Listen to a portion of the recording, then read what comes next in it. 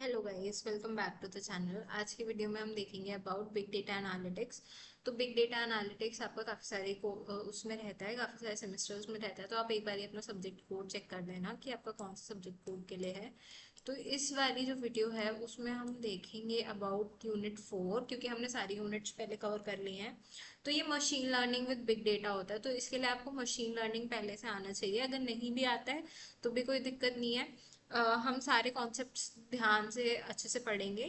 तो let's get started with this unit of big data, which is machine learning with big data. Okay, so guys देखो, सबसे पहले आप लोग ये सोचते होंगे कि मैं सारी वीडियोस जितनी भी बनाती हूँ वो इससे बना देती हूँ कि एआई के थ्रू बना देती हूँ। तो ये सारे सब्जेक्ट्स मैंने पहले पढ़ रखे हैं, and even I am a last year student. और ये हमारा आई गेस 6 में सब्जेक्ट था, तो इसके मेरे पास अभी नोट्स अवेलेबल नहीं है।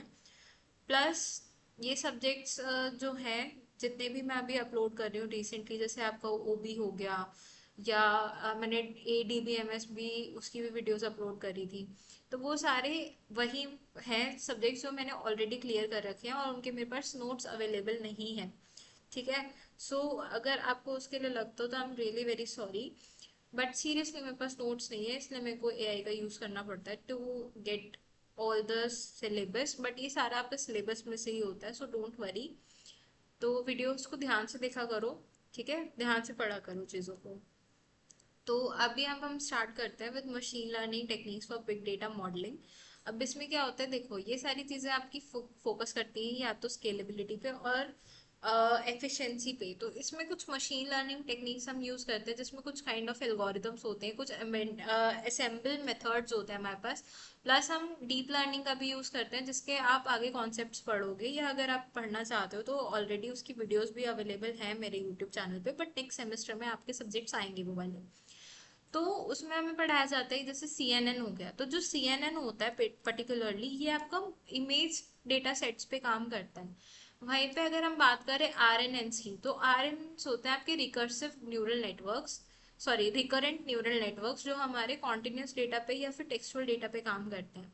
And LSTMs are also kind of RNNs। ठीक है, LSTM की फुल फॉर्म होती है लॉन्ग शॉर्ट टर्म मेमोरीज।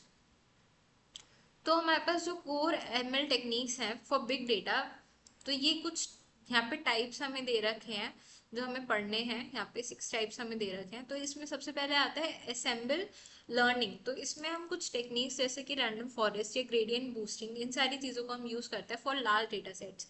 अब इसमें हमारा फ़ायदा क्या रहता है, for combining multiple models and improve accuracy and speed. Okay, तो इस चीज़ के लिए हम यूज़ करते हैं। Then we have distributed algorithms. कुछ काइंड ऑफ एल्गोरिदम्स हमारे पास अवेलेबल होते हैं, कुछ फ्रेमवर्क्स अवेलेबल होते हैं जिनका यूज़ करके हम डेटा को प्रोसेस कर सकते हैं। Then we have deep learning and neural networks. तो डीप लर्निंग में हमारे पास आता है, जैसे कि मैंने बताया कि ऊपर जितनी चीज़ें हमने पढ़ी, CNN RNN, वो सारी चीज़ें आती है जिसमें हम टेक्सचुअल या फिर अपना जितना भी इमेज वाला डेटा सेट होता है उसको हम प्रोसेस करते हैं। फिर आता है डायमेंशनली रिडक्शन। इसके लिए हम मेथड यूज करते हैं for PCA। PCA is principal component analysis, या आपने रिकमेंडर सिस्टम में पढ़ा होगा। डायमेंशनली रिडक्शन का मतलब होता है कि जो चीज़ें आपको रिक्वायर्ड नहीं है, या अगर काफ़ी सारा डेटा सेट है which is of same data type. अगर मान लो मैंने कुछ 100 फोटोज लिए हैं ऑफ सम बाइसिकल्स, ठीक है, तो अब मैं देखो सारी फोटोज तो बाइसिकल्स की ही है ना। अगर मैं उसमें से 10 लूँ या फिर 100 लूँ, तो क्या फर्क पड़ेगा अगर चीज सेम ही है उसका, क्योंकि स्ट्रक्चर तो चेंज नहीं हो जाएगा। तो हम क्या करते हैं, डायमेंशनल रिडक्शन में ये होता है कि आप कि कॉम्पिटिशनल एफिशिएंसी को एनहांस करने के लिए हम डेटा सेट का जो डायमेंशंस है या फीचर्स हैं उनको हम रिड्यूस कर देते हैं थोड़ा सा। फिर आता है हमारे पास क्लस्टरिंग या फिर एनोमली डिटेक्शन। क्लस्टरिंग आता है हमारा, बेसिकली हम यूज करते हैं फॉर अनसुपरवाइज लर्निंग। तो अनसुपरवाइज लर्निंग जैसे कि हमने मशीन लर्निंग में पहले पढ़ा था, या आपने पिछले सेमेस्टर्स में पढ़ा होगा, जिसमें आपका लेबल डेटा पास नहीं होता, हम उसके लिए क्लस्टरिंग को यूज करते हैं। एंड फॉर एनोमली डिटेक्शन होता है कि आप कि कुछ हिडन पैटर्न्स को फाइंड आउट करना, या कुछ जो चीज़ें हैं उनको, जो दिक्कत कर रही हैं या ट्रेंड्स हो गए उनको एनालाइज करना। फिर आता है हमारे पास स्ट्रीम प्रोसेसिंग। तो स्ट्रीम प्रोसेसिंग होता है कि ना, जब रियल टाइम ऑफ डेटा होता है हमारे पास, तो उसको हम हैंडल करने के लिए यूज करते हैं which is high velocity data, मतलब ऐसा डेटा जो कि बहुत ज़्यादा स्पीड से जनरेट हो रहा है आपका। फिर आता है हमारे पास की डेटा मॉडलिंग प्रोसेसिंग स्टेप्स। इसमें हमारे पास फीचर इंजीनियरिंग, सिलेक्शन, ये सारी चीजें आप पढ़ सकते हो। ठीक है, फिर हमारे पास आता है डेटा प्रिपरेशन, कि आप डेटा को क्लीन या स्ट्रक्चर डेटा कैसे करोगे। फिर स्केलिंग अप एल्गोरिदम्स, कौन सी एल्गोरिदम्स, कौन सी लाइब्रेरीज, क्या सारी चीजें हम यूज करेंगे। एक क्वेश्चन बहुत ज्यादा important which is multiple subjects में मैंने देखा है ये चीज, टॉपिक की बहुत इंपॉर्टेंट टॉपिक है आपका, हाइपर पैरामीटर ट्यूरिंग। तो हाइपर पैरामीटर ट्यूरिंग क्या होता है, देखो कुछ ऐसे पैरामीटर्स होते हैं जिनको ना हम यूज करते हैं सो दैट कि हमारा जो मॉडल है उसमें ओवर फिटिंग हमें ना देखने को मिले। ओवर फिटिंग क्या होता है, जैसे जब हमारा जो डेटा सेट है वो आपका ट्रेनिंग के टाइम पे तो अच्छे से काम कर रहा है, बट जब हम उसको टेस्ट करते हैं डेटा सेट को तो वो ठीक से काम नहीं करता हमारा। ठीक है, तो हाइपर पैरामीटर्स क्या होते हैं, कुछ ऐसी चीजें, कुछ ऐसे पैरामीटर्स जिनको आप इस तरह से सेट करो सो दैट कि हमारा जो मॉडल है वो बहुत अच्छे से वर्क करे। फिर आते हैं हमारे पास tools for big data modelling. इसमें हम अपाचे स्पार्क का यूज करते हैं विच इज एमएल लाइब्रेरी। अब इसमें क्या होता है, in fast memory processing for fast distributed machine learning हम इसको यूज करते हैं। Then we have Apache Hadoop, MongoDB which is a no SQL database, जिसमें आप हर टाइप के अपने डेटा स्ट्रक्चर्स को, स्ट्रक्चर्ड या अनस्ट्रक्चर्ड डेटा को हम स्टोर कर सकते हैं। Then we have Amazon sorry Google Big Query, जिसमें हम क्लाउड डेटा वेयर हाउसेस का यूज कर सकते हैं for scalable analytics. Okay, so guys next आता है हमारे पास एप्लीकेशंस, या फिर हम ओवरव्यू कैसे करेंगे। तो एप्लीकेशन क्या होता है, देखो एप्लीकेशन सॉफ्टवेयर कुछ ऐसे सिस्टम्स होते हैं जो कि हम डिजाइन करते हैं फॉर एंड यूजर्स, जो कि एक स्पेसिफिक टास्क को परफॉर्म कर सकें। और ये आपका रेंज करता है from productivity and creativity to communication and entertainment. ठीक है, तो applications and category, I guess ना इसने ठीक नहीं लिया है ये, इसमें मैं बिग डेटा डालना भूल गई, तो इस टॉपिक को हम छोड़ देते हैं। सो गाइस नेक्स्ट टॉपिक आता है हमारे पास which is goals and activities in ML processes. उस जो पिछले वाला था ना उसमें मैं गलती से बिग डेटा डालना भूल गई थी सर्चिंग के टाइम पे, सो वो वाला हम टॉपिक इसलिए छोड़ रहे हैं। इस वाले टॉपिक में क्या है आपका, देखो जो एमएल प्रोसेसेस होते हैं वो एक आइटरेटिव लाइफ साइकिल होते हैं। आइटरेटिव का क्या मतलब होता है, जो स्टेप बाय स्टेप इंक्रीज हो आपका। ठीक है, तो एमएल प्रोसेसेस में हम एक आइटरेटिव लाइफ साइकिल देखते हैं। उसका एम क्या होता है कि एक बिल्ड करे वो प्रिडिक्टिव मॉडल को। ठीक है, जो कि जनरलाइज कर पाए अपने नए डेटा को, ऑप्टिमाइज कर पाए एक्यूरेसी, इन सारी चीजों के लिए हम यूज करते हैं उसको। तो यहाँ पे हमारे कुछ गोल्स दे रखे हैं ऑफ मशीन लर्निंग, जिसमें सबसे पहला आता है ऑटोमेशन। ऑटोमेशन का मतलब है कि सारी चीजें ऑटोमेटिकली काम करें, जिसमें हम ह्यूमन इंटरवेंशन को हम रिड्यूस कर सके फॉर कॉम्प्लेक्स टास्क। फिर हम प्रिडिक्शन के लिए यूज कर सकते हैं, पैटर्न रिकॉग्निशन के लिए भी हम यूज कर सकते हैं, जिससे हम आइडेंटिफाई कर पाए हिडन रिलेशनशिप्स को और सारी चीजों को। फिर हम यूज करते हैं जनरलाइजेशन के लिए। जनरलाइजेशन के लिए मतलब होता है कि जैसे कि आज अगर जो मॉडल है, ठीक है, वो नए और अनसीन डेटा पे भी अच्छे से काम कर रहा है, और सिर्फ ट्रेनिंग डेटा पे ही काम नहीं कर रहा अच्छे से, अनसीन डेटा पे भी काम कर रहा है। मतलब जो मैंने अभी प्रॉब्लम बताई थी आपको ओवरफिटिंग वाली, जिसमें वो ट्रेनिंग डेटा पे तो अच्छे से काम कर रहा था बट टेस्टिंग के टाइम पे ठीक से काम नहीं कर रहा था, तो यहाँ पे टेस्टिंग के टाइम पे भी हमारी चीजें ठीक से काम करें, इसलिए हम जनरलाइजेशन उसको बोला जाता है। फिर आता है हमारे पास ऑप्टिमाइजेशन। ऑप्टिमाइजेशन का मतलब होता है कि आप जब इम्प्रूव करते हो अपनी एफिशिएंसी को, एक्यूरेसी ऑफ प्रोसेसेस को, ये सारी चीजें जब इंप्रूव होती है तो इसको ऑप्टिमाइजेशन बोला जाता है।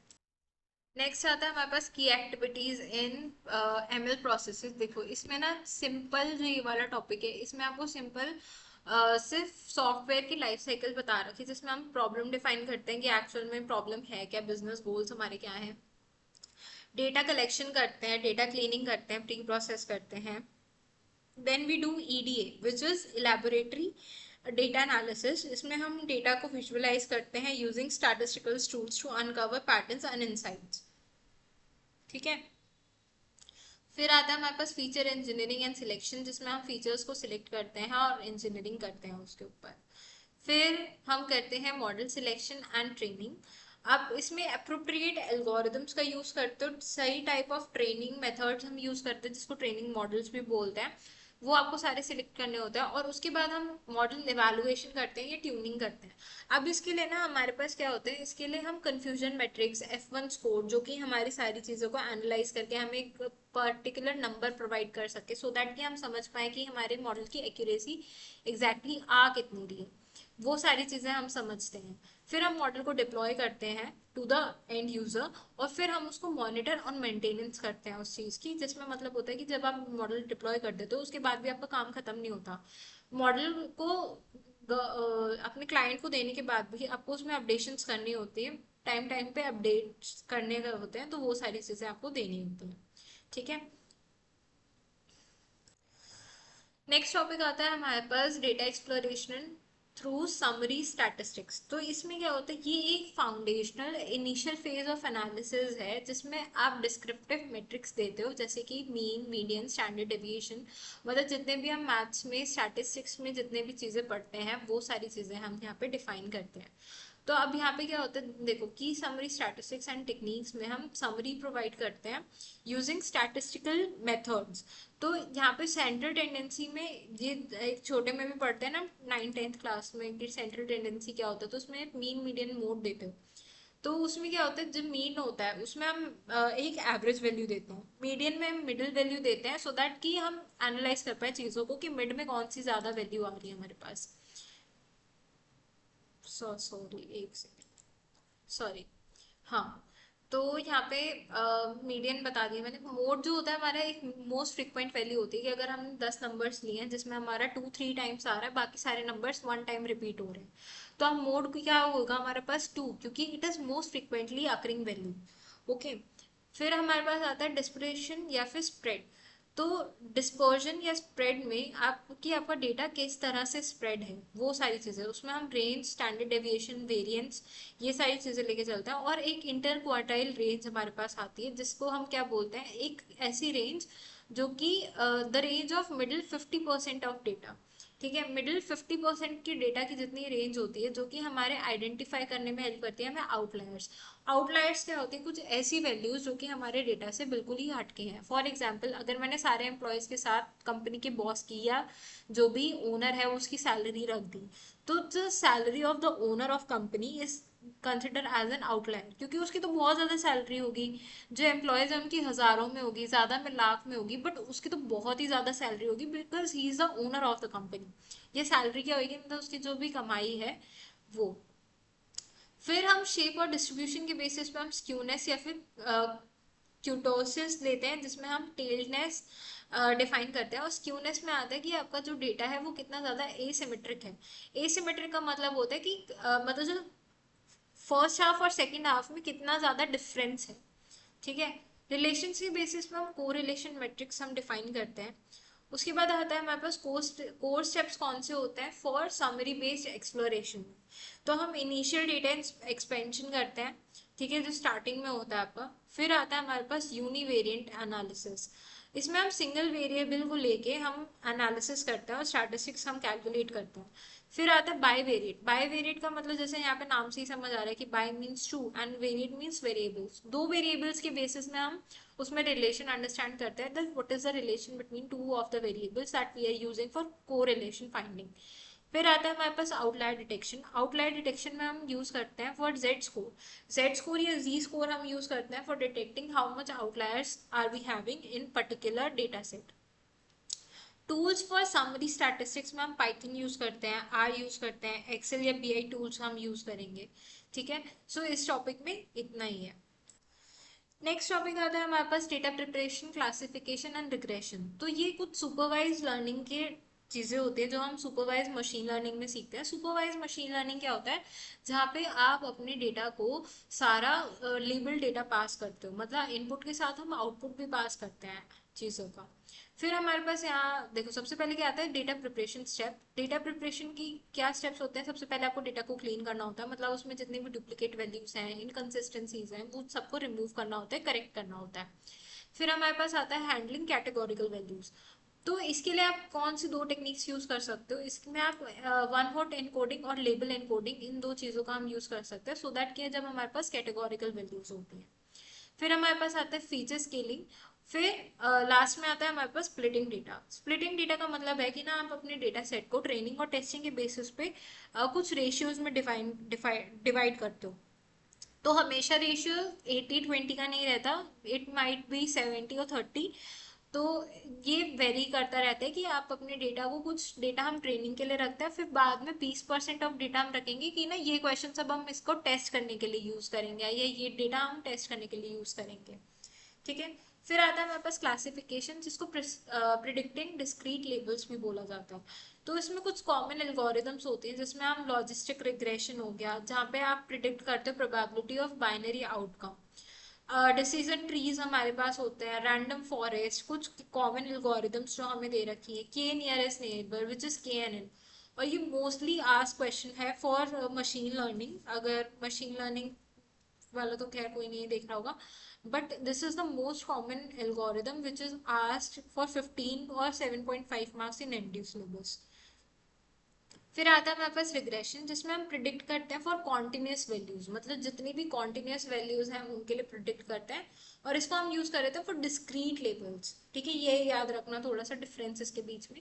इसमें कुछ कॉमन एल्गोरिदम्स आती हैं, जिसमें हमारे पास आता है लीनियर रिग्रेशन, पॉलिनोमियल रिग्रेशन, जिसमें हम पॉलिनोमियल्स मतलब बहुत सारी टर्म्स, और इसमें लीनियर का मतलब एक वेरिएबल हम यूज करके चलते हैं इसमें। ठीक है, स्ट्रेट लाइन हमें यहाँ पे देखने को मिलती है। फिर हमारे पास आता है रिज और लेसो रिग्रेशन, जिसमें हम लीनियर मेथड्स को इंट्रोड्यूस करते हैं। अब इसमें कुछ पेनल्टीज होती है, सो दैट कि हम प्रिवेंट कर सकते हैं अपने ओवरफिटिंग को। ठीक है, आप जगह जगह पे कुछ चेक पॉइंट्स लगा सकते हो, या कुछ टाइम पे पेनल्टीज हम लगा सकते हैं, सो दैट कि ओवरफिटिंग ना हो।